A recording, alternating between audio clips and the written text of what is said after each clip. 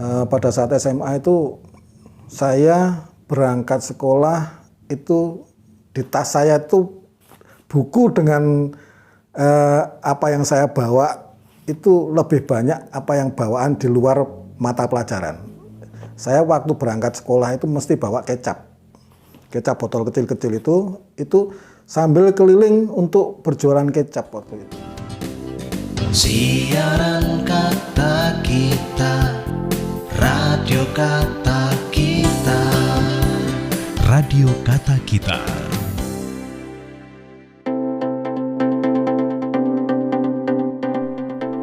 Assalamualaikum teman dan sahabat, kita jumpa lagi dalam segmen Kisah Inspirasi Kita di dalam program siaran kita, Siaran Kata.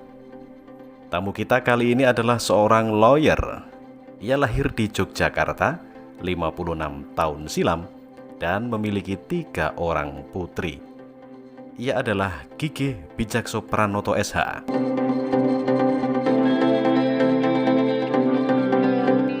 Nah, bagaimana kisah perjalanan karirnya hingga saat ini?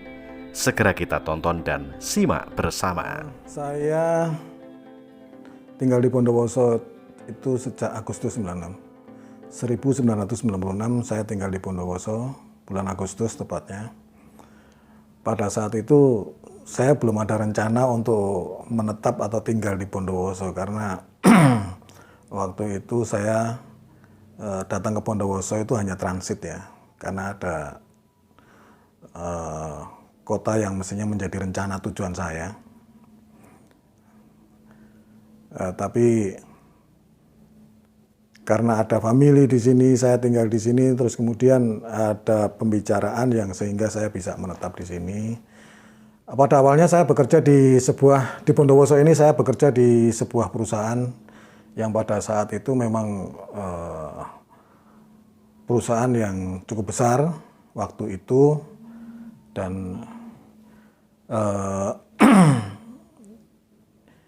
alhamdulillah sejak tahun 96 sampai saya mungkin bekerja di tempat itu sekitar 20 tahunan lebih ya, dipercaya sebagai salah satu pimpinan perusahaan di situ. Dan kemudian saya juga sebagai lawyer di dalam perusahaan tersebut atau sebagai pengacara, yang mana masalah-masalah hukum yang ada di perusahaan tersebut itu saya yang menangani. Cerita dari pengalaman hidup ya, saya lahir di Yogyakarta, sehingga pada saat itu banyak hal-hal yang sebenarnya menjadikan saya itu sangat kangen ya dengan kampung halaman di Jogja, yang dulu mana setiap tahun itu saya wajib untuk pulang karena bapak ibu masih sugeng, tapi karena bapak ibu sekarang sudah dikersani karo sing kuwasa, ya saya masih tetap kangen sih sama keluarga yang ada di Jogja, kampung halaman. Ya, Jogja pasti dimanapun itu masih menjadi tempat yang dirindukan. Bahkan oleh orang-orang yang di luar Jogja pun kalau pernah ke Jogja atau sementara tinggal di Jogja itu pasti ada kerinduan dengan kota yang pernah dia tinggal di situ. Apalagi saya, di situ kan kampung halaman saya. Pada masa SD saya, ya, saya tidak jauh dari sekolahan SD dulu. Ya, hanya dengan jalan kaki paling memakan waktu tidak sampai 10 menit. Kemudian SMP saya bukan SMP yang cukup favorit atau menonjol. Bahkan sekarang SMP itu di mana, nggak tahu. Kemudian SMA saya juga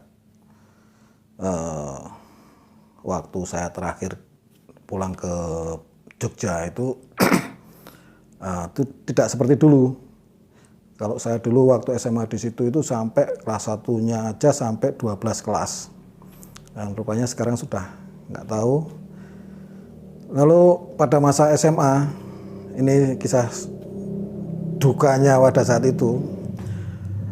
Pada saat SMA itu saya berangkat sekolah itu di tas saya itu buku dengan apa yang saya bawa itu lebih banyak apa yang bawaan di luar mata pelajaran.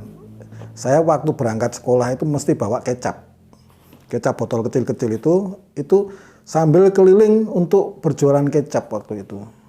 Saya 8 bersaudara pada saat itu, jadi saya untuk bekal sekolah itu ya dari jualan kecap itu.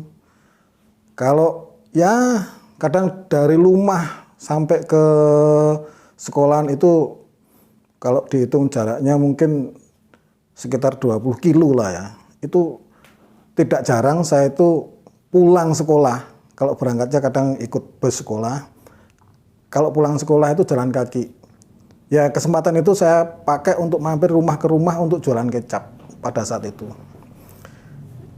Ya itulah duka saya pada saat itu. Namun ketika saya berpikir hal itu saya mesti harus bersyukur sehingga saya bisa jadi seperti ini. Dan memang ya semenjak saya menjadi pengacara ini ya saya harus banyak bersyukur bahwa saya bisa membantu orang dan saya memberikan pendampingan hukum gratis kepada masyarakat yang tidak mampu. Itu sudah saya lakukan. Mudah-mudahan ilmu saya bermanfaat. Karena di sisi lain saya harus membantu kepada masyarakat miskin. Apapun ya yang saya miliki ya hanya itulah. Ilmu yang hanya mungkin sejengkal ya bila dibandingkan dengan orang lain. Karena semakin saya banyak belajar, ternyata semakin banyak yang saya sebelumnya nggak tahu. Apalagi saya semakin banyak belajar, membaca, semakin banyak yang tidak tahu. Jadi saya harus selalu mencari tahu hal-hal yang mungkin saya belum tahu. Agar saya punya bekal. Kepada teman-teman, itu saya salut ya dengan semangat dan ilmu yang sudah sangat luar biasa apabila dibandingkan dengan saya yang bukan siapa-siapa. Ya, sekarang ini saya alhamdulillah dipercaya oleh beberapa perusahaan yang menggunakan jasa pengacara saya atau lawyer saya. Yaitu juga karena berkat doa dari orang tua, juga teman-teman, dan ternyata ya dengan jatuh bangun lah. Karena saya tidak serta-merta menjadi pengacara itu langsung menjadi enak ya. Dan saya juga sempat mengalami keterpurukan di mana ya pernah saya itu mengalami ya sampai kesulitan lah secara ekonomi, tapi ada teman-teman baik. Ya saya berdoa mudah-mudahan teman baik ini atau keluarga baik ini juga mendapat pahala sesuai dengan apa yang dia berikan kepada saya. Karena ternyata disitulah teman yang baik itu bisa kita rasakan pada saat kita itu jatuh. Kalau kita nggak jatuh, mungkin kita tidak akan tahu teman yang sebenarnya yang baik itu yang mana ya, barangkali itulah.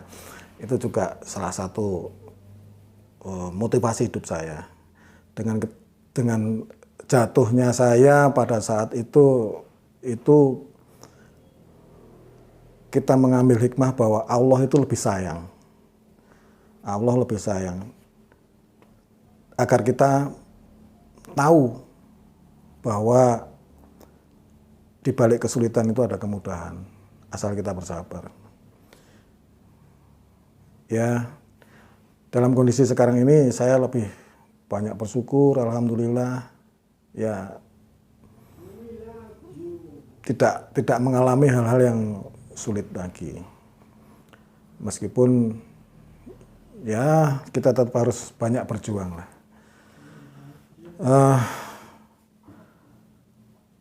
Suka duka menjadi seorang lawyer itu satu, apabila lawyer kita itu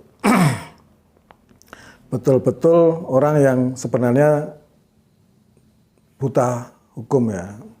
Jadi kadang-kadang orang yang tidak mengerti lebih seolah-olah lebih tahu, kalau dikisahkan kita kasih tahu itu malah ngasih tahu, dan itulah dukanya. Tapi kita sukanya itu kalau kita punya klien yang sudah paham mengenai hukum, jadi hal-hal yang dia sampaikan kepada saya itu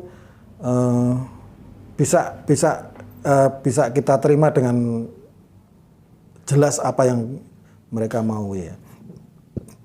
Karena hukum itu fleksibel ya. Jadi saya jadi pengacara ini bisa mengambil hikmah bahwa seorang pengacara itu tidak harus selalu menang di pengadilan, tapi pengacara itu harus bisa menempatkan posisi hukum yang sebenarnya.